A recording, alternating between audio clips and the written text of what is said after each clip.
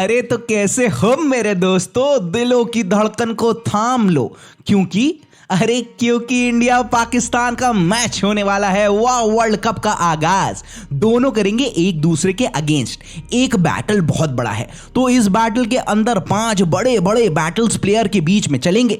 Stage सज चुका है। 23 अक्टूबर को ऑस्ट्रेलिया में देखो, ऑस्ट्रेलिया का कुछ भी रहेगा नहीं। एक एंड पर ब्लू आर्मी तो दूसरे एंड पर ग्रीन आर्मी होगी अपनी अपनी टीम्स को चीयर करने के लिए। अरे हाँ, आपसे एक बात शेयर करनी है। सारे मैचेस की लाइव स्ट्रीम के लिए आ गया है स्विंग लाइव। डिस्क्रिप्शन में लिंक है, प्लीज आपसे अनुरोध है कृपया करके उस पर जाएं और अपना प्यार दिखाएं। लाइव स्ट्रीमिंग वाला मामला चलेगा वहां पर कमेंट्री द्वारा।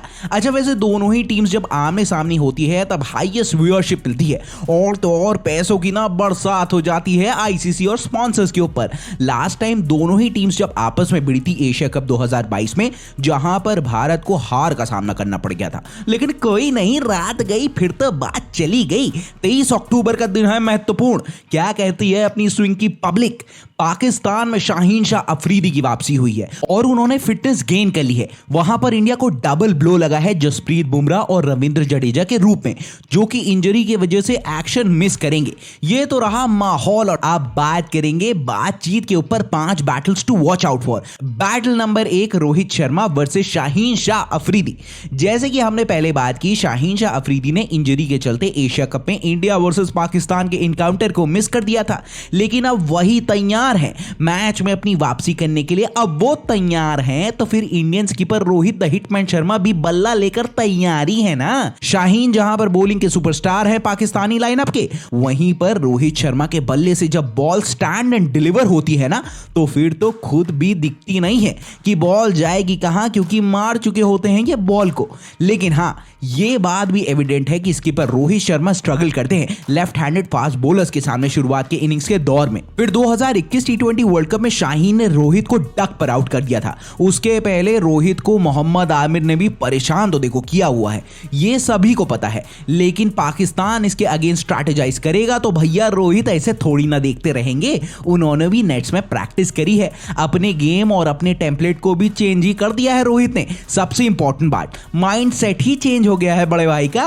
अब वो कंजर्वेटिव माइंडसेट अप्रोच है नहीं कि रुको 6 ओवर्स हल्का हल्का खरामा खरामा खेलो और बाद में रन्स बनाओ। अब ये रोहित एरा है जहां पर पहली ही बॉल से हौंकने की तैयारी होती है। और देखो यार, कोई भी बॉलर्स क्यों ना हो, अगर तो शुरुआत में ही उसकी सुताई कर दो और लाइन लेंथ ही हिला दो, फिर बहुत मुश्किल हो जाता है ले में बॉलिंग कराने के लिए। शाहीन देखिए एक्सपीरियंस बॉलर है, स्विंगिंग बॉल बेहतरीन है इनके पिटारे में। और जो एक बात है वो चिंता भी है कि रोहित शर्मा का एवरेज आता है 26 का, जो 2013 के बाद से सबसे खराब है। शाहीन अफरीदी को वो गैप्स को एक्सप्लॉइट करने का काम करेंगे, वहीं पर रोहित शर्मा हौंकने का और भारत को शानदार शुरुआत दिलाने का। समझ रहे होगे फिर मजेदार रहेगा ब्लॉकबस्टर मुकाबले में जबरदस्त बैटल, जो आप पहले ही ओवर से विटनेस कर सकते हैं। वैसे हाँ, यही सेम मामला बैटल रहेगा केएल राहुल और शाहीन शाह अफरीदी के बीच में भी। अगर तो दोनों ही लोड हो गए ना रोहित और राहुल, तो आएगा जलजला। चलते हैं फिर बैटल नंबर 2 की तरफ, तो वो होगा हार्दिक पांड्या वर्सेस शादाब खान के बीच में। दोनों ही ऑलराउंडर्स हैं और दोनों अपनी टीम्स के लिए क्रूशियल हैं। हार्दिक पांड्या का जो सबलाइम फॉर्म चल रहा है ना इंपॉर्टेंट मैचेस में, वो उनको डेंजरस और डिस्ट्रक्टिव बैट्समैन बनाता है। वहीं पर बॉलिंग में सीमिंग ऑप्शन के तौर पर पांड्या डेंट देखो पाकिस्तानी यूनिट को बहुत दे सकते हैं। शादाब खान भी बैटिंग में अच्छे रन स्कोर करना जानते हैं और अपनी फिरकी के जाल में फंसाना तो वो भी बहुत अच्छी तरीके से जानते हैं।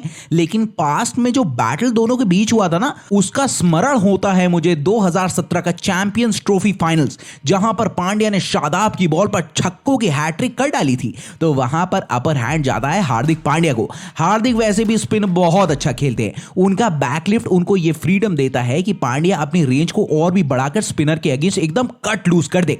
पांड्या ने अपने आर्सेनल में लगातार वेराइटीज ऐड करी हैं। अब वो ग्राउंड के किसी भी कोने में शॉट्स लगाने में सक्षम है। वहां पर शादाब खान की फिरकी 2022 में पांड्या को किस तरीके से पड़ती है वो तो देखने वाला सीन होगा। हाँ, पांड्या ने थोड़ा सा स्टैंस भी देखो चेंज किया है और क्रीज में डीप डाउन और चले जाते हैं और फिर आगे भी आ जाते हैं। तो भाई साहब मामला अनप्रिडिक्टेबल है।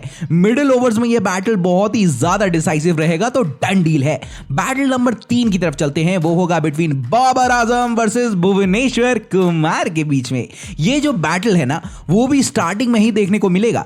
बाबर बैटिंग में इनिंग्स का आगाज करेंगे, वहीं पर भुवनेश्वर बॉलिंग में इनिंग्स का आगाज करते हुए दिखेंगे। भुवी को हाल फिलहाल में ना बहुत ही क्रिटिसिज्म का सामना करना पड़ा है कि डेथ ओवर्स में रन्स बहुत लीक करते हैं, लेकिन जब बात इधर होती है तभी तो बात उधर की भी तो होती है। सिक्के के हमेशा 2 पहलू होते हैं मेरे दोस्त। इस बात से तो कोई डिनाई नहीं कर सकता कि भुवी इनिंग्स के स्टार्ट में ना कहर और बलवा दोनों मचा देते हैं और मेन हथियार भी है भुवी के यही जो नई बॉल से हरकत करवाते हैं। एशिया कप 2022 में भी भुवनेश्वर ने बाबर को अर्ली डिपार्चर करते हुए डगआउट में पहुंचा दिया था। एशिया कप में बाबर अपनी टच में दिख नहीं रहे थे, लेकिन अभी रिसेंटली कंक्लूडेड इंग्लैंड और न्यूजीलैंड T20 ट्राई सीरीज में वापस लय में आए हैं। बाबर टेक्निकली अच्छे बैट्समैन हैं, वो भी बहुत ज्यादा अटैकिंग मोड से बचते हुए थोड़ा सा समय व्यतीत करना चाहेंगे ऑस्ट्रेलियन सॉइल पर और उसके बाद स्कोरिंग अपॉर्चुनिटी को तलाशते हुए रन्स को मारने की सोचेंगे। वहां पर भुवी अपने एक्सपीरियंस से, स्विंग से और जो टैलेंट है उनके पास अर्ली ब्रेक थ्रूज लेने के लिए, वो तो सबको बहुत ही अच्छी तरीके से पता है। देखो भुवी की धारदार बॉलिंग और बाबर का बल्ला, मजा तो देखो बहुत सा आएगा। चलते हैं बैटल नंबर 4 की तरफ। तो ये थोड़ा अंडररेटेड है लेकिन बहुत ही इंपॉर्टेंट होगा, जो होगा बिटवीन नसीम शाह वर्सेस विराट कोहली। दोस्तों जैसे ही 71वीं सेंचुरी बंतुल बुखारे में लोड हुई है ना, तब से कोहली का वो रन मशीन कोहली वाला जोन एक्टिव हो गया है।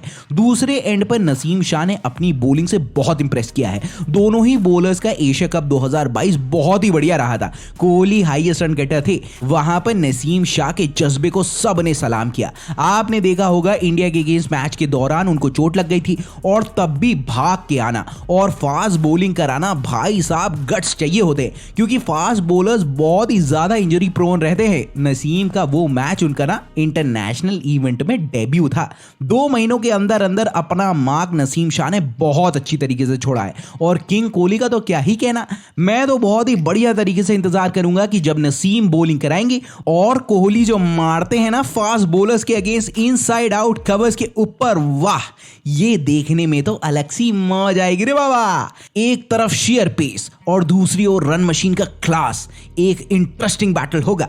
वैसे शुरुआती स्टेज में कोहली थोड़ा सा रुकते हैं और वही उनकी खासियत भी है, क्योंकि स्थिति के अकॉर्डिंग अपने आप को क्लच करना बहुत अच्छी तरीके से आता है। T20 वर्ल्ड कप 2022 के कैंपेन में विराट कोहली का फॉर्म और उनका चलना इंडियन पर्सपेक्टिव से बहुत ही ज्यादा जरूरी है। वहां पर नसीम शाह अपनी बॉलिंग से कोहली को जल्दी आउट करने का सोचेंगे, क्योंकि अगर तो कोहली सेट हो गए ना तो फिर इनिंग्स के अंत तक रहते हैं और बड़े बड़े स्कोर्स लगा देते हैं। अब चाहे फिर वो बात रन्स लगाते समय ही हो या फिर चेस करते समय की हो, पिछले इनकाउंटर में दोनों ही प्लेयर्स के बीच गहमा गहमी भी हो गई थी, तब तो ठीक रहा। ये वर्ल्ड कप है, गहमा गहमी में कोहली का कोई सानी नहीं है, क्योंकि हॉक के बैटिंग से प्रहार करते हैं और चलता भी है क्या रगड़ा, समझ रहे हो ना। चलते हैं फिर आखिरी बैटल की तरफ। नंबर 5 पे होगा तो वो बिटवीन यजुवेंद्र चहल वर्सेस आसिफ अली। अब देखो यार, बोला तो ये जाता है कि बैठे खड़े उठते लेटते भी आसिफ अली छक्का मार देते हैं और सब कॉन्टिनेंट प्लेयर्स की खासियत होती है स्पिनर्स को बढ़िया तरीके से टैकल और खेलने की। एक तरफ पाकिस्तान के पावर हिटर और दूसरी ओर टीम इंडिया के फ्रंट लाइन स्पिनर यूजी चहल। देखने में तो आएगा टू मच फन, क्या कहना है आपका। वैसे हाल फिलहाल में जो चीज नहीं देखे दे रही है ना साथ, वो है आसिफ अली की फॉर्म। टीम मैनेजमेंट उन्हें लगातार बैक कर रहा है, लेकिन उनके बल्ले से रन्स निकल के नहीं दे पा रहे हैं और आ भी रहे हैं तो सबसे बड़ा पॉइंट मिसिंग है, जो है कंसिस्टेंसी का। लोअर मिडिल ऑर्डर आसिफ के कंधों पर है, लेकिन वहां पर आए दिन उनका स्ट्रगल बहुत ही एविडेंट है। दूसरे एंड पर चहल की फॉर्म में भी आया है डिप, लेकिन चहल को ऐसे चैलेंजिंग मोमेंट्स बहुत पसंद है। उन्हें 2021 की वर्ल्ड कप टीम से भी आउट होना पड़ा था, तब से जो अब तक अभी जो वापसी हुई है ना, सबने देख ही लिया है। और जब पावर हिटर्स आते हैं चहल के सामने तो चहल को और भी पसंद होता है बॉलिंग कराना, क्योंकि वहां पर आता है इनका अल्ट्रा अटैकिंग वाला मोड, जब बॉल में होता है लूप और बैट्समैन हो जाते हैं चूक, मतलब कि चूक करता है। जब लपालप बॉल दोगे तो लालच तो होता ही ना उसको मारने का, वहां पर बैट्समैन फंसता है और निपट के किनारे हो जाता है। पावर हिटर तो आसिफ है, लेकिन चहल की वेरिएशन के सब कायल हैं। मिडिल ओवर्स के दौरान ये बैटल भी देखने को मिलेगा, तो देखना तो पड़ेगा कैसा रहेगा ये मामला। अब देखो यार, हमने 5 बैटल्स बताए, अब आपको और बताने हैं तो फिर और भी बताइएगा जरूर, हमारे ज्ञान का संचार प्लीज जरूर करिएगा।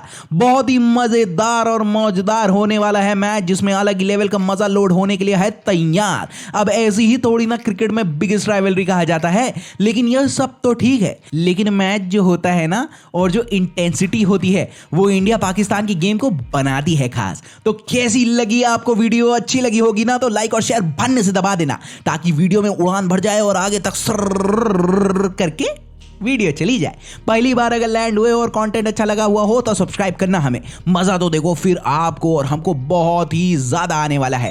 बेल आइकॉन भी फटक करके प्रेस कर देना, अरे तभी तो आपके चैनल स्विंग की वीडियो मार्केट में आ गई है, पहली फुर्सत में पता चल जाएगा। और हाँ, सबसे इंपॉर्टेंट बात, अपना और अपने घर वालों का बहुत ही ज्यादा वाला ध्यान देना, ये तो बहुत ही इंपॉर्टेंट बात है, और सब मामला सेकेंडरी है, ठीक है? फिर मिलता हूं मैं आपसे।